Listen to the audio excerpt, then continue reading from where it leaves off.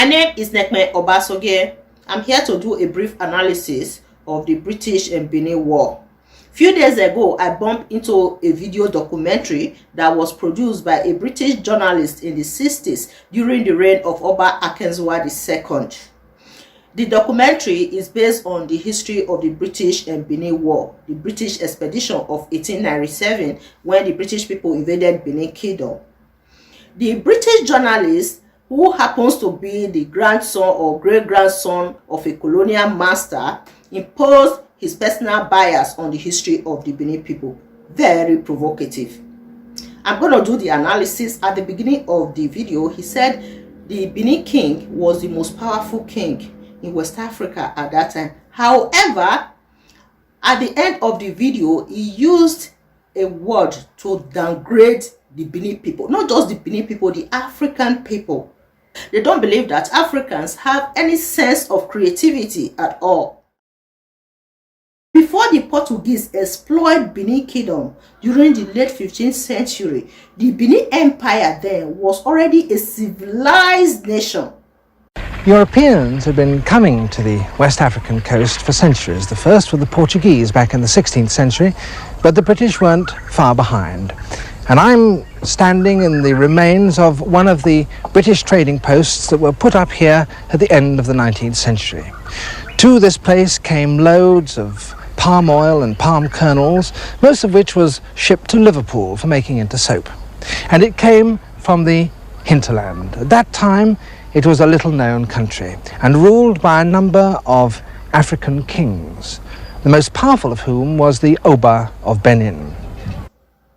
He said the Benin king was the most powerful king in West Africa at that time. That is the truth. The British people were envious of Benin monarch because the monarch was very powerful and organized, more than their monarch in London. Their goal was to come and dominate. The Portuguese were the first European people that explored Benin Kingdom during the late 15th century. They took the good news of Benin monarch to Europe, that there is one amazing organized monarch called Benin Kingdom in West Africa. The first Portuguese visitors had brought back many stories of the Oba's military might and thought him so powerful that they took back an ambassador to Lisbon to be received by the King of Portugal. The Oba was a human god, so sacred that no commoner could look in his face. On the few occasions he left his palace, he was preceded by musicians and leopards, the symbols of his power. Up to date, the Benin people still consider their Oba as a god king. Okay, so when the British people came, they came with their briefcase of superiority, wanted to come and dominate the Benin Kingdom, forcing their relationship with the Benin Kingdom. The Portuguese were the first Europeans that explored the kingdom, and at that time, the King of Portugal and the Oba of Benin had a kind of a mutual relationship. There was a need for Benin embassy to be established in Portugal, Lisbon, and the King of Portugal also established an embassy in Benin at that time. He owned dwarfs, just as European kings did at that time. He also practiced human sacrifice in order to sweeten his land with blood.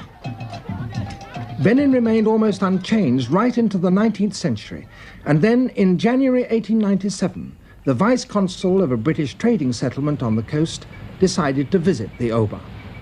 The Oba had recently accepted a trading agreement with the British, but he wasn't keeping it.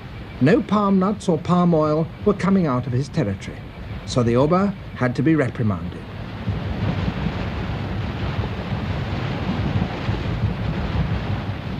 The traditional way to reach the city was to travel up the mangrove-lined creeks of the Niger Delta to the village of Ugoton, which marked the frontier with the Benin Kingdom.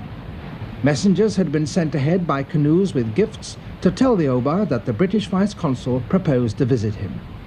But as they travelled upriver, they met messengers on their way back with a reply. The Oba did not wish to see the British at this particular time. The party reached Ugoton on the afternoon of January the 3rd. On the way up, they had been collecting carriers, and now they had the 240 men that they needed to carry all their supplies. But here there were more messages from the Oba telling them not to come.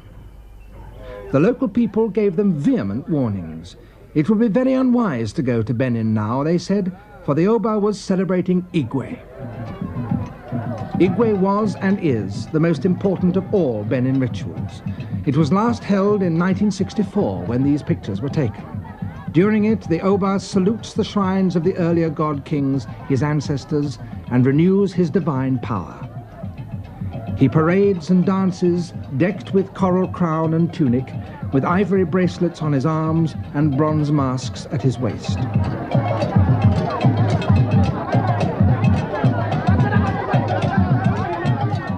And sacrifices are made. Only by blood may the land be cleansed of corruption and kept pure.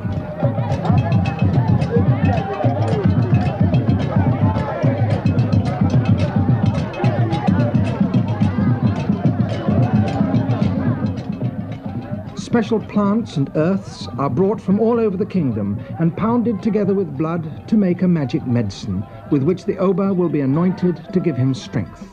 And in 1897, as in previous years, the climax of Igwe was to be the sacrifice of a man. It may be that the Oba was trying to prevent the British vice-consul from seeing these grisly rites. At any rate, his messengers did their best to persuade the British to delay, if only by a few days. He said the British people brought some gifts to the Oba. The Oba was celebrating Igwe festival and it's forbidden for the Oba to receive any foreigner in the land during Igwe festival. They told them to hold on. The British people were still forcing themselves into the monarch.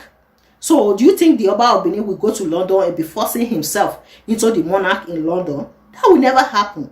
There is no history connecting the Benin people even going to London to demand for any help from the King of Britain at that time. But the British people, they came to Benin with their sense of domination and they were envious of the Benin monarch. According to the journalist, he said maybe the Oba was practicing human sacrifice. That is why he restricted the British people from entering the monarch. So you can just come to someone's country, be forcing your relationship with the king of the land, and even interfere with the affairs of the country. But Vice-Consul Phillips was not to be put off, and with his British companions and 240 carriers, he left Ugoton at 7 o'clock on the morning of the next day, January the 4th. Their only weapons were revolvers, and those they packed away in their baggage to emphasize that they were coming in peace. Yet they knew that the sacred and secret rituals of Igwe were continuing in the city even as they marched.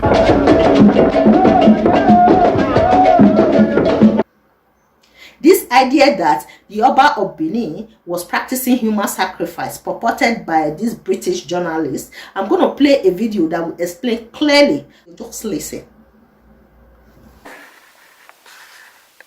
The British people came here, represented by Captain Corwell, Proconsul Corwell. He came and there was a treaty that was signed between the British government and the Benin Kingdom. And so top on the list of that treaty was that Omonopa should stop the human sacrifice. And secondly, that every diplomatic relationship must be strictly tied only to the British government. Now, let me ask this. Was the Oba of Benin using human beings as sacrifice? Were the Beninese using human beings as sacrifice? The answer is no. There is no way you can paint the Beninese in a bad light. It is what Oba Overeem did at that time. It's not different from what is being done today. According to Constitution, whenever any man was guilty of an offense punishable by death, the person would die. For example, if a man kills another man, will he not also die? Yes. That is the Constitution. Yeah. And that was the Constitution that was already on ground in Benin Kingdom those days. Those that were used as sacrifice were those who were guilty Of crimes. they were criminals, they were guilty of crimes. And so those criminal acts of theirs were punishable by death. And so rather than throw them away, I go, okay, let us call this one for the cause. And that was it. So you can see it's not different. So the British people did not understand the culture of the people. And again, if you look at it again, what was the reason for that war? The reason for that war was actually premised on the economic wealth of our people. The British people came for economic reasons. They came to steal what we had here. They came to take away what belonged to the Benin race. They came to kill, to steal, and to destroy. And then what happened? They already had all those things conceived in them. Because hitherto, they had fought wars. They also dethroned Jaja Opopobo, Nana Obishekiri. They had incurred a lot of debt they wanted to settle. And it needed to make money. Before then, they had visited our palace and saw that most of those artworks were called arts, restricted to the palace. And those artifacts were quite prestigious and they were valuable artifacts.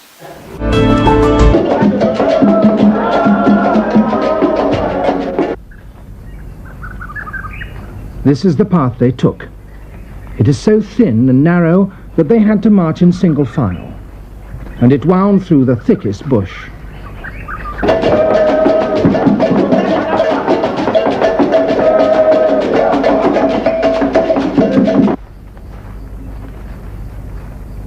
The Benin chiefs, without the Oba's knowledge, had prepared an ambush, and at 3 o'clock in the afternoon of January the 4th, Vice-Consul Phillips led his men straight into it.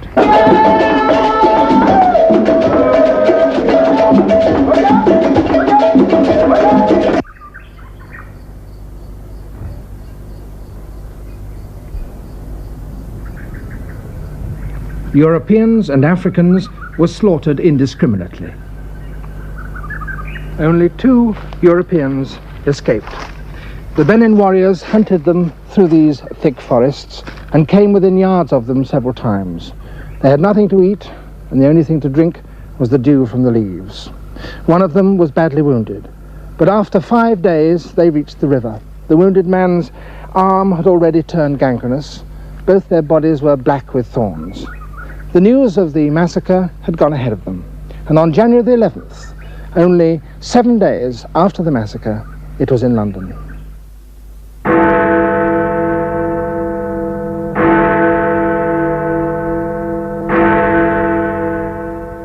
A punitive expedition had to be mounted. The British government summoned ships from the Cape and the Mediterranean. Marines were dispatched from England. By the first week of February, 1,500 men had begun the march on Benin. The battle was fierce, but inevitably short. The Bini tribesmen had no chance against Maxim guns and rockets. On February the 18th, after 4 days of sporadic fighting and only 6 weeks after the massacre, the British took Benin City. In the abandoned palace, the victorious soldiers found wonders and horrors.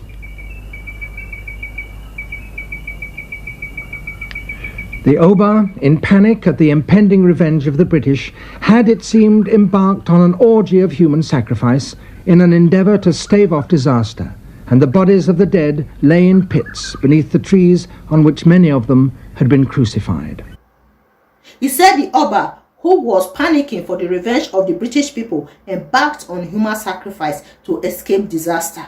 The bodies of the dead lay in pits under the tree. How can that be possible in this world? How can only one person, only one Oba, kill so many people? So it's very easy to get hold of people and just be killing them for human sacrifice like that. How can that be true? This is exactly what I'm talking about in this video, that the journalist imposed personal bias on the analysis.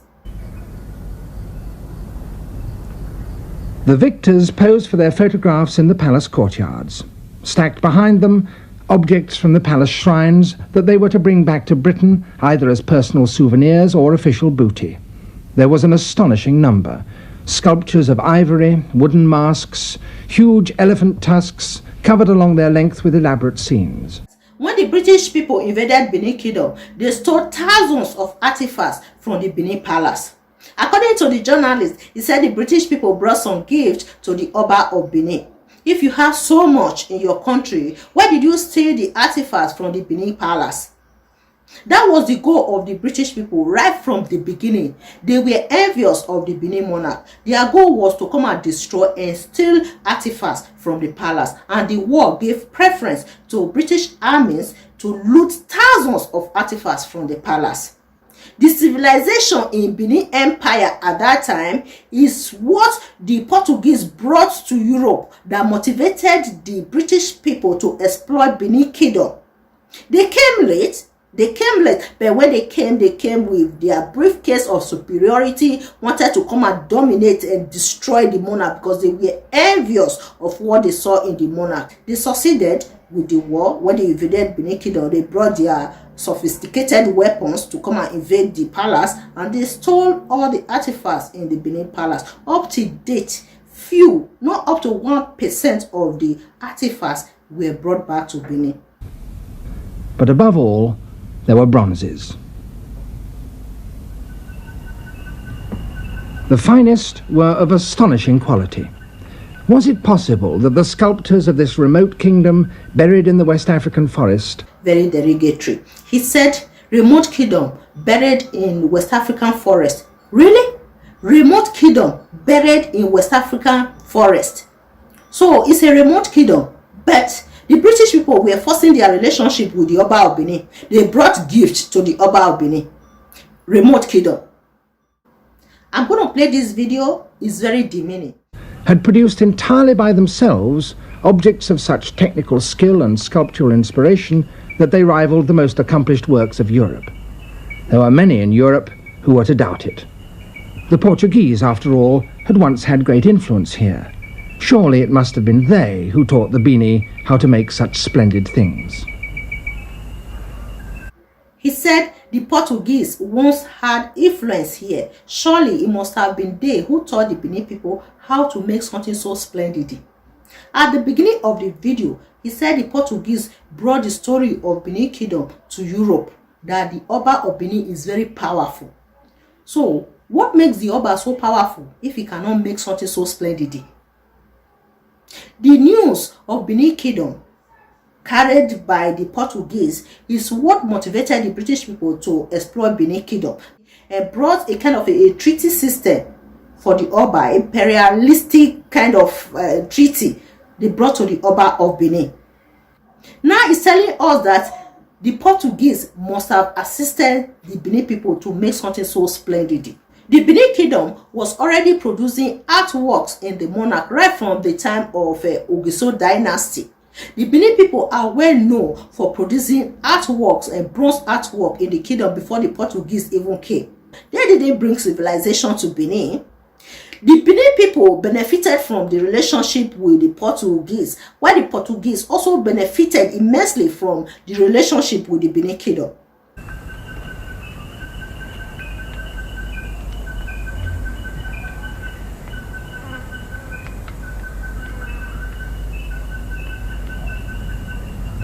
The British government, which was concerned with neither romance nor scholarship, put the loot on sale in order to defray the cost of the expedition to the taxpayer. And today, the treasure of Benin is dispersed among museums and collections all over the world, in Britain and America, Germany, Russia, Switzerland, Sweden, France, and Australia. The second biggest collection is now back in Nigeria, but none of the objects have returned to the place from which they were taken, the palace of the Oba of Benin. A few weeks afterwards, the chief who led the ambush was tried and hanged. Others, who had fled with the Oba, returned and sued for forgiveness. The Oba himself was found innocent of plotting the ambush and sent to exile. He died in 1913, and that year his son, supported by the British administration, came back to rule again in Benin. Benin today is one of the main cities of Nigeria. The old palace was largely destroyed, but it has been rebuilt on the same site, and it still echoes with chants in praise of the god king of the